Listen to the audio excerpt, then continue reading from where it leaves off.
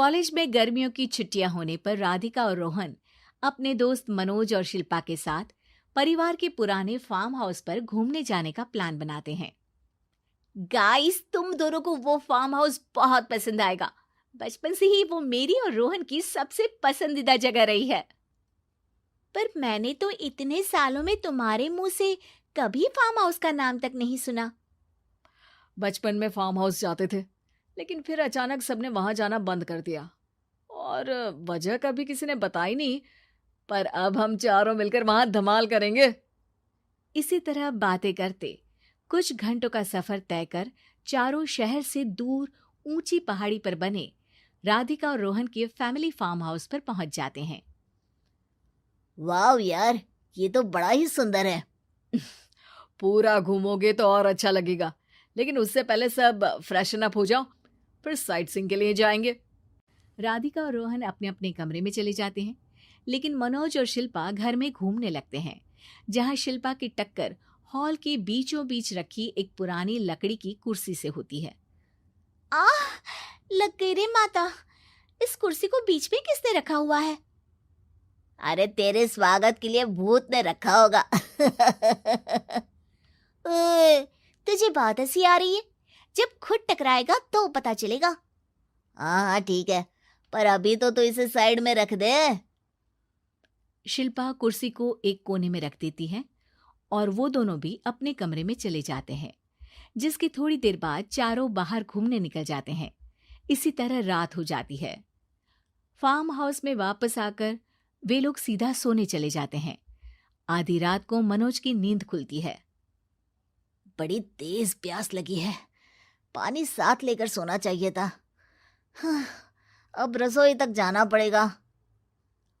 मनोज आंखें मलते हुए कमरे से हॉल में आता है और अचानक रास्ते में रखी कुर्सी से टकराकर जमीन पर गिर जाता है। अरे मर गया रे दादा। शिल्पा सही बोल रही थी, बड़ी तेज लगती है ये कुर्सी तो, पर इसे दोबारा बीच में किसने रखा? मनोज एक बार फिर उस लकड़ी की कुर्सी को कोने में रख पानी पीकर कमरे में चला जाता है।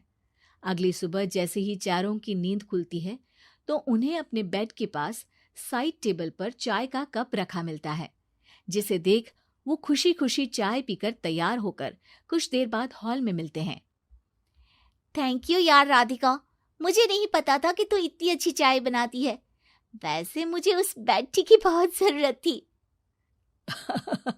ये और चाय, अरे इसे तो पानी तक उबालना नहीं आता। मतलब तूने हमारे लिए चाय बनाई क्या दोस्त? अरे चल पागल है क्या, इतना भी प्यार नहीं है मुझे कि तुम्हारे लिए बेड टी बनाऊं। चाय पर ये चर्चा करते हुए मनोज जैसे ही पीछे मुड़ता है तो एक बार फिर लकड़ी की पुरानी कुर्सी से टकराकर उस पर गिर जाता है। हाय रब्बा, अरे चाय छोड़ो, पहले ये बताओ कि इसे बार बार बीच में कौन रखता है? कल रात ही मैंने इसे साइड किया था। तुम पहले ये बताओ कि चाय किसने बनाई थी?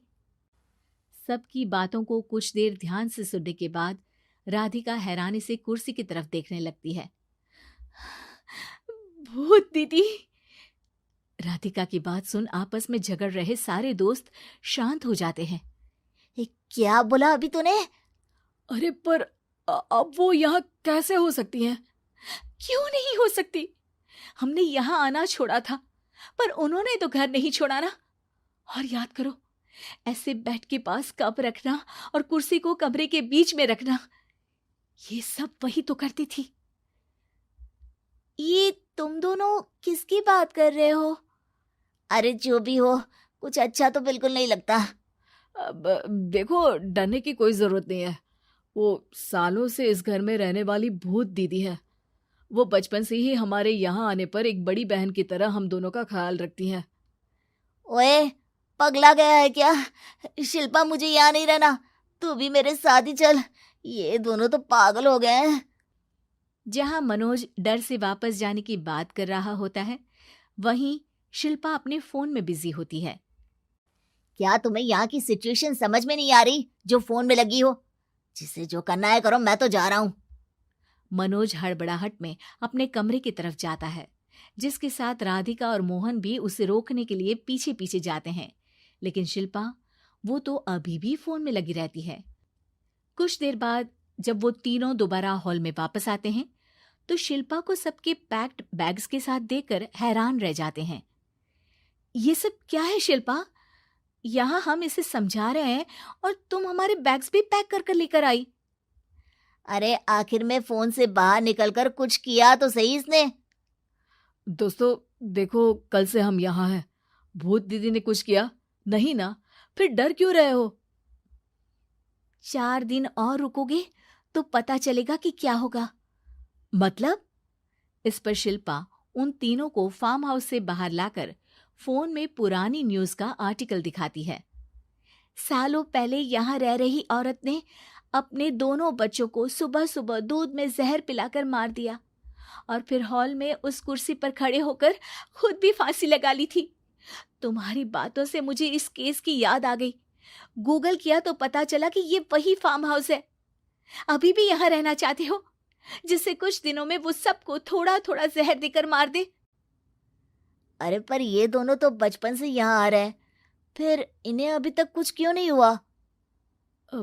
वो तो पापा बताते हैं कि हम आते थे। हाँ, और मुझे भी एक बार का ही याद है। वाह, और कहानियां तो ऐसे सुना रहे थे जैसे सदियों से यहीं रहते हो। तीनों ये बात कर ही रहे होते हैं कि अचानक फार्म हाउस में से एक आवाज सुनाई देती है। मैं यहाँ किसी को जिंदा नहीं रहने दूंगी, किसी को नहीं। बस ये सुनने की देर ही होती है कि चारों डर से कांपते हुए तुरंत कार में बैठकर वहां से भाग जाते हैं।